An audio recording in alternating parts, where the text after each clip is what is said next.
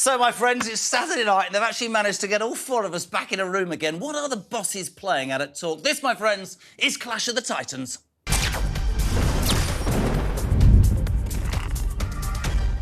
Hello and welcome. We're all here. It's me, Jeremy Kyle. It's her, Julia Hartley-Brewer. Yeah, I couldn't get the restraining order in time. No, neither could I.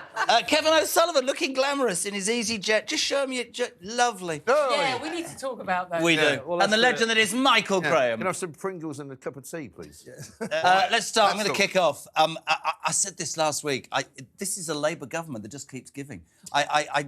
And taking away. Yeah. I know. We're like I wouldn't say that. We're 12 weeks in. I don't know about you, and I sort of, the Tories were a debacle, right? Yep. And you sort of think you've got this massive majority, and you're going to do. All they talked about was jobs for the boys and cronyism, and this is disgusting, and noses in the trough and all that. Angela Rayner, our Ange, the darling of the Labour conference. She's from a working class home, apparently. Yeah. No, she's from two working class homes. Let's be honest. Angela Rayner, this week, it transpires, has paid, our money, £68,000 of taxpayers' money to have what's called a vanity photographer at her beck and call, which is apparently all about building up her image. But it's not just for her, though. It's also for the Department of Building, because there's so many pictures you want to see, don't you? Yes. Of the government building houses. In high-vis jackets. In high-vis jackets. You can imagine the glamour. Imagine the great pictures they're going to get. The thing about this woman is, she is working class, and to be fair to her... She doesn't like to talk about that. So no, not at all, no. She hardly ever mentions it. Not at all. No, she's changed. but she's under She's too working class. Nice. She's under investigation by the sleaze watchdog for having gone to New York with a married man. I didn't say that. I don't have a problem, but they spent years and years rightfully slagging off the Tory government. In 2021, she laid into the Tories. She called them scum. She had a go at Boris Johnson. She said, it's about free money. You've got a photographer. They have proven, I think, the Labour Party, quite literally in about 12 weeks, that they're as bad, if not worse. And I don't know what the rest of you think. I don't know whether it's because they've been in opposition this long or they're like kids in a sweet shop going, but the working class man and woman will look at this government and go, you are taking the PISS out. It's because they're Labour, you see it, and while they decry the Tories for scrounging and taking freebies because they're evil Tories. Keir and his crew are Labour, so they can do it because they're good people. They're inherently good. I think it's such a load of cobblers. I think they actually believe that is the problem. But, it is. That is the fundamental issue. And again, there's always a tweet. They've been tweeting their views on whether it's David Lammy on what he thinks of Donald Trump or criticising the Tories. There's a tweet, and every single thing that they've been caught out doing. They have basically got banged to rights for their hypocrisy. And that's just one of the things the British people really, really hate. And it's hypocrisy. It's when it's, do as I say, not as I actually do. And that's what really, really irks British people. And of course, it comes up only just today, as we film this, that after all of the stuff that we've heard about the photographer, about the trip to New York, about the trip to Cornwall for Rachel Reeves and her family, that Keir Starmer took his son to Lord Ali's private penthouse, £18 million worth, by the way, in Covent Garden, to study for his GCSEs. And that's now, so he's just throwing his own son under the bus. They first said it, they called it accommodation, they didn't say what it was. Then they said it was accommodation used during the campaign, and it was used to hold fundraising dinners. Now he's saying he used it for his son to do his GCSEs. They're liars. They're just liars. They are, and I can't work out. I think it's a really salient point. So I was up in Newcastle the other week, right? Second home, just at a football match, actually. It wasn't a freebie. Actually, it was a freebie. It was from a mate of mine.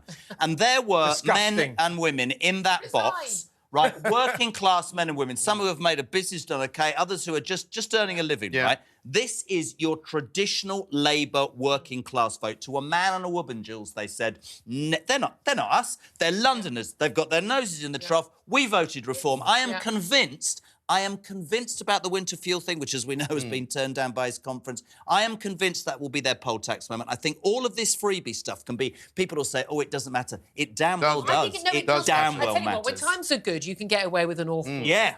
And, like Boris Johnson could discover, you can have parties in Downing Street if you want. No one cares.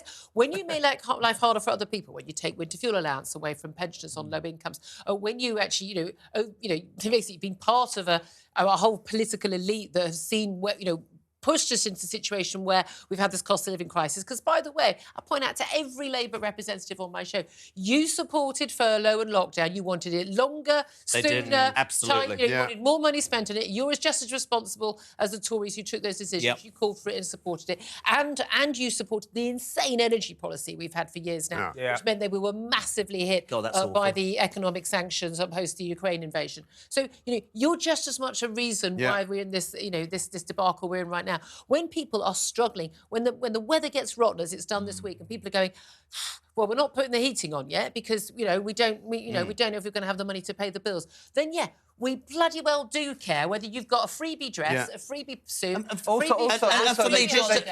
they keep hiding behind the old excuse that they've trolled out during the expenses row. We played within the rules. We're transparent. Well, my view is I saw that James Murray dork the other day saying, well, everything was done within the rules. Well, change the bloody rules then.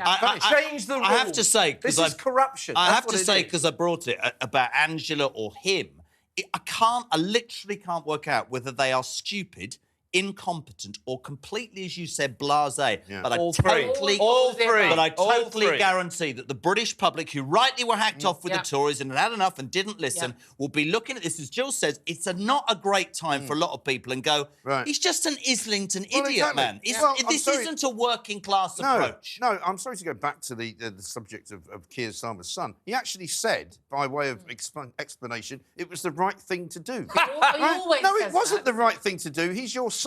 You might want to do nice things for your son. He doesn't belong in an £18 million penthouse. He's not a unless you own it. But also, we know how the media works now. Things are very different from when I was a cub reporter. You'd be like waltzing into hospitals to interview black people and white in them days, wasn't it? Thank you very much. Wind it up, Julia's I had to go my horse-drawn cart. Couldn't claim a taxi. Yeah, where do I leave the horse?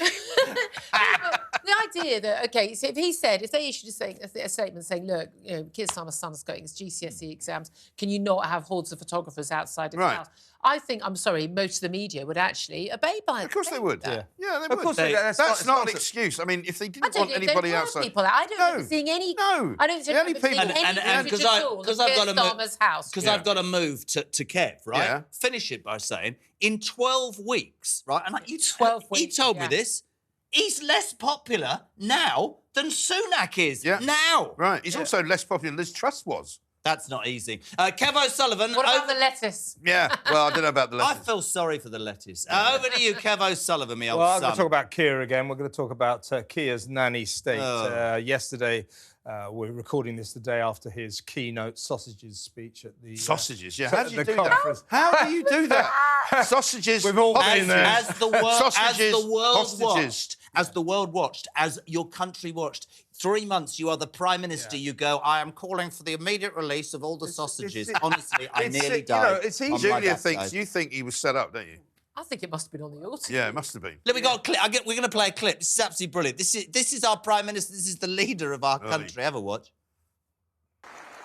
I call again for an immediate ceasefire in Gaza. The return of the sausages. The hostages. The return of the sausages.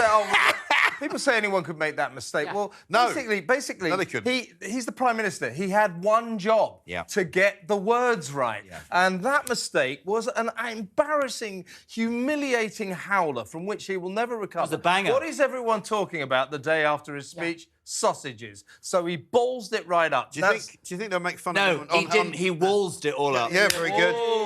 Do you think they'll make fun of him? Off the old block. Hey! Do you think they'll salami slice it on... Have I got news for you? I bet they won't. Have I got news for you? Will not touch it. Of course they won't. No, they probably won't. They probably won't. Nanny State's a good subject. Nanny State. So in this awful speech, the sausages speech, he said that the Labour government will take back control of people's lives. He thinks that's going to be a popular statement. Yeah. The greatest political statement ever made was by Ronald Reagan, who said that the most terrifying declaration in the English language is someone knocking on your door and saying, hello, I'm from the government, I'm here to help. Yep. The smaller the government, the better the country. The larger the government, the more they stick their noses into your life, the worse the country. These idiots idiots in this government, after more than a century of socialism, still can't see that it doesn't work, still can't see that we don't need mother government to control every part of our life. We don't want them telling us when we can stop drinking beer at night. We don't want them telling us where we can smoke, when we can drink, whether we can have sugar, what we can do with our kids, whether teachers are in control of our kids or mums and dads. Get the hell out of our lives. Would you mind not waving your fucking arms around like that? But it's complete contrast to what he said when he stood outside Downing Street after, being appointed Prime Minister, and he said, we are going to tread more lightly in your lives. Really? Because it's the opposite. And again, we want the government in control. One of the reasons why people didn't vote, well, they didn't vote Labour particularly, but they definitely didn't vote lower Tory. than in 2019. Exactly. But at the end of the day, what people are unhappy about was that the Tories weren't in control. But it's not, we don't want them to control our lives. We've had enough of that in 2020 and 21. What we wanted was them to control the stuff that they're employed to do. Control the borders. Control govern the criminals country on the streets. I have control the NHS. I had a call yesterday on the show, which again for me sort of sums up what I think about this. I find it astonishing that at 60 years of age, older than all of you, well, bar one, I find it astonishing. Thank you. Part two. I haven't moved my face for 15 years. Don't worry about that, love. I find it astonishing that people fell for this. But more than that, do you know what this woman said to me yesterday? She said, I think they all hate Great Britain. I think they want to make us as miserable, as downbeat, as depressed, as controlled as they can. She said to me, I'm embarrassed now. Forget the sausages thing, she said, but when I look at their body language and I look at what they say, you can't fly a flag, you can't be this, you can't be that. They don't want us to be happy or proud of being... I am proud of being... What did he say in this speech? He said Britain has lost its way. No, it hasn't. You'd Where like did you get it that to. from? You'd like he it to. ran down this country. The governments have lost it, the elite. But this all goes back to 2016, the referendum. God forbid you shouldn't let people vote in a referendum. They're too stupid. They won't know what they're doing. Oh, they voted the wrong way. Well, we should just ignore They didn't it. understand, We should try and undermine it. They didn't understand. They were lied to. All these different things being said. We're constantly told that the British people don't know what they want. Well, actually, they do. They are very, very clear. And again, most people are quite rightly proud to be British. Yes. There's a reason why people want to come to this country. It is because it is, despite all of the things that don't work. I thought it was because members of their family already lived here. I thought that was the main reason. No, it's because they're doctors and whatever. Doctors. Well, now soon they're going to be builders because we need about 1.3 million builders apparently. Oh, and suddenly, by the way, also just to let you know, in the news this week, which I think is brilliant, which is part of the Nanny State, he announced that not only is he going to build 1.5 million houses in brackets, I'm going to wonder what will happen when Labour governments turn down, Labour councils turn down planning.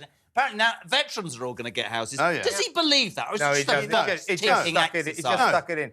To go back to the Nanny State, the way I see it is this, and I think millions of people agree with me. What I eat, how do you know that? Do you think millions of people agree? I might be wrong. I might be wrong. It's unlikely, but I might. How do you know? You know what he's going to say? Here's what I would like to say, and what I think millions of people will agree with me with is this. That's like Starmer. What I eat, drink, and smoke is none of the government's bloody business. Get out of our lives. Would you mind with your hand? they're not my fault. They're not my fault. Why raise them around like they're not actually his hands?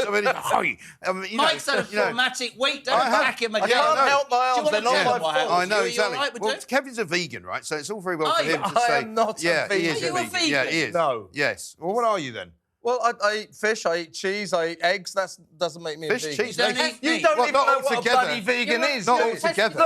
Cheese and eggs. Yeah, that's right. That's correct. What's wrong with red meat, man? For goodness' sake. Oh, I don't. My wife doesn't like it, so I don't eat it. Right. Oh, you. Sorry. Come over to you. Wait a minute. Let me just put my thumb on top of your head. I know my place. You know the trouble I have getting us all in the room? Why do you think he's so angry when he comes to work? You know the trouble I have getting us all in the room? I have to ask his wife, man. You have to practically beg. He doesn't even fart without asking his wife. This is all a lie. How long have you been in prison? I mean, married. How long? 25 years or something. But this is Me? the thing. 2.5. This is the thing, though. The latest one.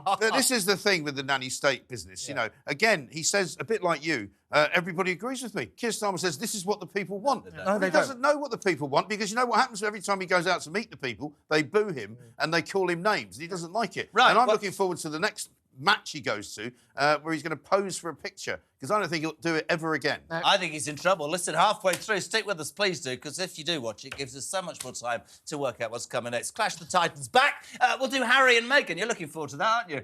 Their latest drama. And we'll ask, well, Julia will Labour's street crime crackdown work? You try saying that. Back in 3, I'm off for a wee. Ta-ra.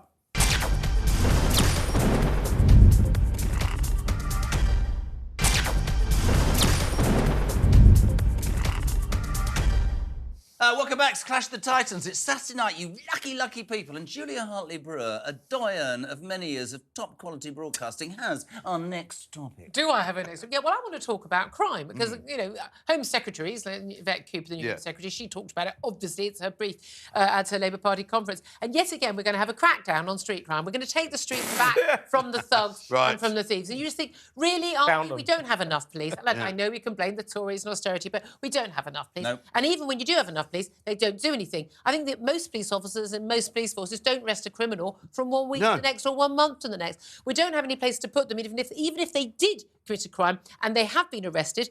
Reality is they're going to take 2 or 3 years to go to court, because unless you're actually a rioter in Southport, you don't go to court for ages. And then if you do get a prison sentence, there's nowhere to put you. And if you do go into prison, we're just going to let you out anyway after a short time because we haven't got any more space for the next lot. The idea that this government is going to crack down on crime is an absolute joke. I mean, it's an insult to the British public. Like, I've been a victim of crime. In recent months, I had my handbag stolen. I'm still battling with the police. They couldn't find the guy. I gave them... They must love you. I gave them the CCTV from It's amazing, this. Of the bag being stolen, OK? I managed to get the security guard to get all of the CCTV on every till in the Zoom. I managed to give them that. I tracked the guy down who stole my bag using my AirPods, using a tracker. That evening, confronted him in a McDonald's, you know, about an hour later, miles from my home. I got the CCTV range for that from the McDonald's. OK, so it's got the photograph of the guy. It takes them 2 months to identify his name, and then they went to find him. He wasn't at his last known address, so they couldn't arrest him. How about that? Guess where it turns out he was? Where? He was in prison. He was already in prison. It's just ridiculous. And now they're waiting to get permission from him to interview him about this. Permission? You have to get permission. Our system is insane. Now, I was wishing about this this week. On the same day, you left the office. I said, ta-ra, on my way home. Tomorrow. On my way home. Got out of the tube, was waiting for a bus, went to look at the sign to see when the next bus was coming. The sign was out of order. So I thought, unusually, because I normally don't take my phone out, honestly, on the street, I tell everybody, don't do it. No. I have mine out all the time. No, not unless... I wouldn't if I were you. Well, this is the reason why, because I've seen too many of these things happening, and I was literally standing by the side of the road at a bus stop, looking at my phone, and a guy came past on a moped at about 20, 25 miles an hour, literally grabbed it out of my hand with such accuracy that he barely touched my hand. I mean, they're so good at it. And he was gone, 40 miles an hour down the road. As it happens, a police van was just pulling up onto the other side of the street, and a woman, you know, hailed him down. Coffee? Presumably. And he pulled into a little lay-by. Didn't get out the van. He was a very pleasant guy. I went round to talk to him. He said, I'm really sorry. He said, have you had your phone stolen? I said, yeah. He said, no, it's awful. It's happening all the time. I said, yeah, I know. What are we going to do? And if only there was someone... And it was like, I know. Exactly. And then he went, you know, I had mine nicked the other day, and I was wearing my uniform. In his uniform. He was wearing his uniform. In his uniform. And somebody stole his mobile phone. That's what's going on. This is the thing. They don't care. The criminals. They know. Look, whether it's the yobs riding those e-bikes that are at high speed, riding them down the pavement, snatching bags, snatching phones. They know shoplifting en masse. I mean, again, all these politicians, particularly the Labour ones, now saying they're so surprised to discover how big a problem this is. Have they not been on their local high street? Apparently not. And which high streets in the whole of this land are the worst? London, Sadiq Khan, a Labour mayor. I'll tell you what, for me as well, you talked about it and you want to talk about austerity. I get that. I put this firstly at the door of Theresa May, who cut police. Policemen and women, policemen or women work, right, if they're on the streets getting intel on these little scrotes, excuse the words, and passing it around the community. I listened to Blexley the other day. A lot of people think Peter Blexley speaks the truth. I'm one of them. I think he should run the police. He said, I asked him, what do you do? He said, it's really simple. He said, you take knife crime, for example. You stop and search whoever you damn well want. You double the prison sentences. You make them serve the entire time. You build prisons. And you tell people we're building prisons because you actually gain control back rather than, as you quite rightly say, if you go to a corner shop where somebody's made their life to build it. If you nick 199 quid's worth of stuff, nobody does jack but they to won't you. do any of this stuff. It's not Des. fair. And let's talk about Yvette Cooper's awful speech at the Labour conference. Oh, it wasn't that good. The paucity of her ambition,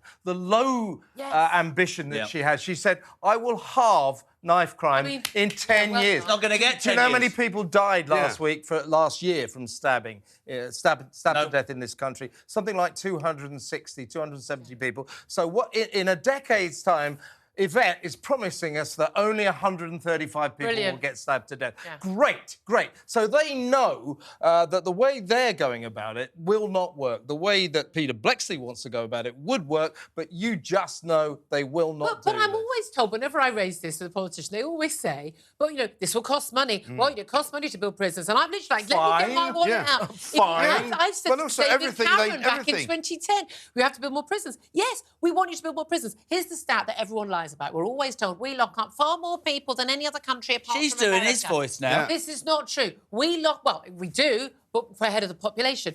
Per head of the number of crimes committed, we lock up far fewer people. Right? Yeah. We need to lock up, how was it, 100,000 people responsible for half of the crime? You lock those people up, our lives are better. I mean, and many of the people who had their bag stolen like you, or had their phone stolen like me, don't even report the crime. They don't even bother. Because there's no point. But that's in itself I have insurance and I'm still 500 You're touching me again. That is appalling, right? But then you look at prisons. We were talking about this last night on air, weren't we? If you got rid of foreign criminals, if you got rid of people who have written something, you could create 20,000. These people, these I could keep saying scrotes. We should get them off the streets, put them in prison, and we should make them stay in prison. I don't agree with the announcement that we had from the Justice Secretary as well, that we need to have fewer women in prison. What's that about? What is this whole idea that women are somehow victims all the time? Well, you always play the victim, but I'd bang you in a jail. As far as I'm concerned, all women are criminals. I don't care whether you're bang her in a jail. Yeah, it's a joke. You're right, Julie. Absolute joke. This that kind of show. This contention that somehow women are above crime. It's ridiculous. I didn't understand that. We should build more prisons for more women. If a woman, if a female person, is that what you call a woman? Well, a bird. No, we just call them men now, don't we? Right. Yeah, a man without a penis, right? Well, I don't know. Commits a crime. That's literally all we are now. A man without a penis. But of course. Mind you. Anyway. What are you trying... Sorry? Listen, you're the nearest I've known to a woman who's that. Don't start on me about that. Oh, no, I've got a penis. And it's bigger than yours. Yeah. Wow. I've never doubted that. With it. I don't quite know what to say. What do we do next? We have a measuring competition. Maybe we should talk about Prince Harry, because that's probably... from Julia's penis, if you've just tuned in. It's a man by her own admission, before she says to me off air, I wish you wouldn't mention that I've got a penis. You just said it yourself. Michael Graham. I wish Prince Harry. It's brilliant. Prince Harry, the man who used to have a penis, but now he's had to give it up, and Meghan keeps it in the fridge at home. Because when he travels, right, he's not allowed to do any of that stuff. Don't take your penis with you. Don't take that with you, because that's what got you into trouble in the first place. Does he take it in his carry-on or his... No, she keeps it at home. He's not allowed to take it with him. She's got a big North Face bag, Yeah, Julia, indeed. for hers, I've heard that. Yeah. Anyway, so he's coming to Britain next Monday, right? Another one of his trips. Don't forget, he's terrified to come here because it's really, really dangerous, right? Forget the fact that he went to Colombia, one of the world's most dangerous countries. Nigeria, where people get literally taken hostage every 5 minutes. Was it for money he went to all these places? I think he went to Colombia for the cocaine. Yeah, he went for the cocaine. He likes drugs. Not the coffee. Yeah, but he's finished with it now. But here he is. He was in New York just this week at the Diana Awards, right? The what? Diana Awards, because, you know, he's got a bit of a fetish about his own mother, which is fair enough. You know, we all quite liked his mother. You know, we knew she was a bit of a nutter, but never mind. You know, it's true. There's none of that. You're going to disagree with that? I'm not disagreeing. Anyway, he sat there, but you know what he's done now? He's developed a Californian accent. So you know when people speak and they go up at the end of the sentence, and he started talking to them like, he started going, you guys, you know, I really think that what you're doing is great. And it was, you know, it was all going up at the end, and it was just, and he was talking about, you know, how great the service was, and it was really good to talk about not mental health anymore. Oh, well, now this is mental brilliant. health. Have you heard this? Mental health affects everyone. Mental fitness. Mental fitness is now what we should talk now, about. Now, what does that actually mean? Unfortunately for him, he's now redefining something which actually mental health is pretty clear. You know what it means. Either you've got a problem with your mental health or you haven't. Well, I'm going to give you a stat that I was told once. It's not even a stat, it was an opinion. I'd love to put this to all of you, because this woman once said to me about mental health, she said that everybody... You're mental, did she say? No, she didn't. Your mental health is under question. She said that everybody, if you do mental health from a scale of A to Z, A's having a bad day. Yeah. And Z is having a frontal lobotomy, like one flew over the cuckoo's nest. And a lot of people will have moments. But my problem with the mental health card, and I've said this before, I've been very, very honest, I think it's great we do, but I'm concerned now about the numbers of people who will use that label now. Which I think and is it's really talked about. There was this whole thing about we don't talk like about mental health enough. Look, absolutely. We only talk about it all the time. And there should be no shame in the sense you're having mental health problems. Same as you've broken your leg. You need treatment. Right. However, I think we talk about mental health far too much. Exactly right. And it's Absolutely we need to. Doesn't it take away the genuine people? No, exactly. But also, here's the thing: your mental health is not the most interesting thing about you. No, it's really not. I'm campaigning for two things.